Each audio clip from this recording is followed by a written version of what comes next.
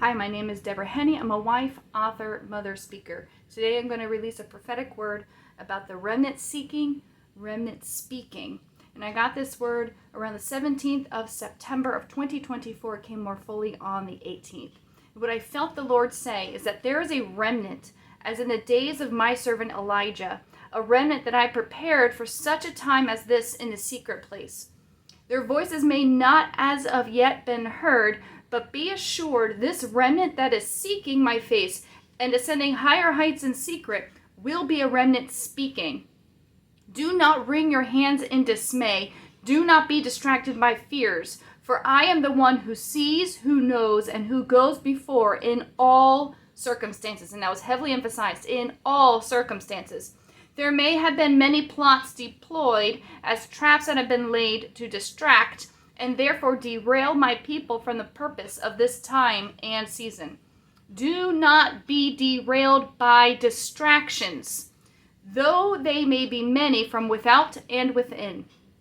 Worry and anxiety are not from me, and the preparations I am calling for in this time are guided by my wisdom and rooted in my peace. For I do not give a spirit of fear, and do not allow fear a place, for there is no room. And the emphasis here was make no room for fear.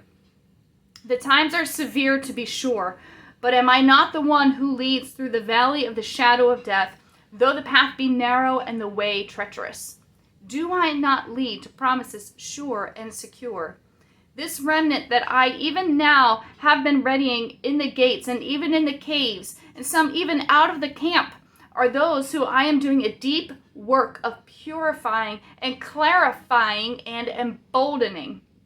They will care for no one's opinions but mine, no one's attention but mine, no one's glory but mine. They will not be distracted, derailed, nor swayed, nor bought, but they will be powerful in my name and will bear my image, so that the darkness will shake and even flee. These will be part of the purifying work in my house, a work that has only just begun.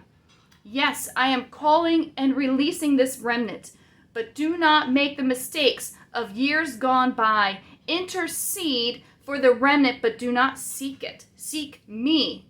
Rejoice in the restoration that I am about to bring to my house, for I do not just repair, I restore. Be careful to rejoice, not mourn, as I restore what has been broken, for do I not weep over those I love?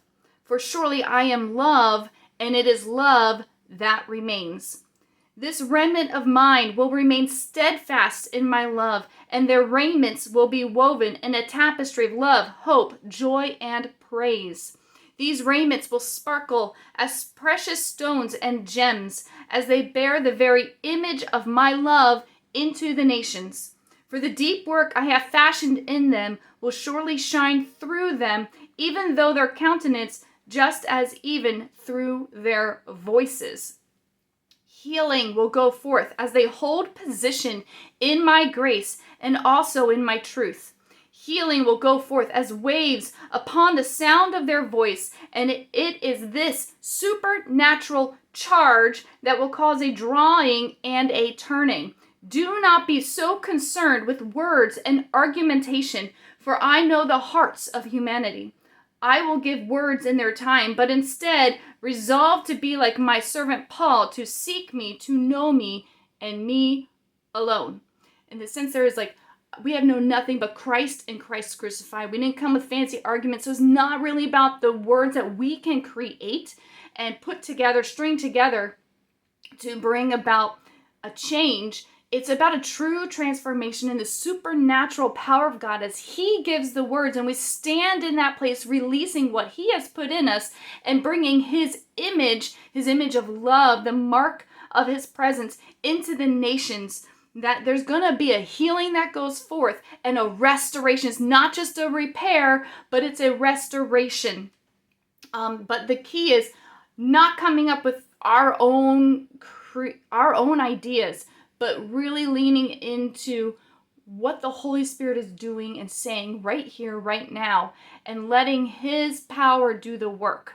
It's like the the wind on the words, is the Holy Spirit's wind on your words.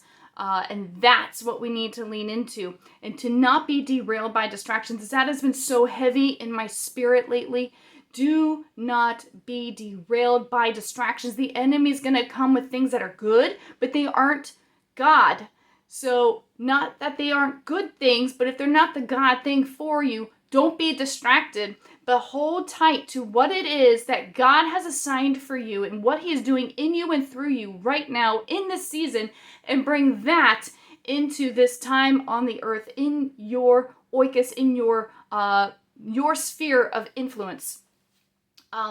Again, this purifying, clarifying, and emboldening is like, it almost like goes together. Like he's purifying our hearts. He's purifying our minds. He's purifying, doing a deep work of purification. In that, there's a clarification in clearly hearing the voice of God, clearly seeing what God is doing, clearly discernment. He's heightening discernment and clarifying the discernment. So when we see, even if it looks like a really good counterfeit, we're going to know that it is or is not of God, because he's going to clarify and sharpen our hearing, sharpen our seeing, so we can boldly go forth. There's an emboldening for people like me who tend to like to kind of hold back and not speak forth, but there is an emboldening in the Holy Spirit, not a loss of grace, boldness seasoned with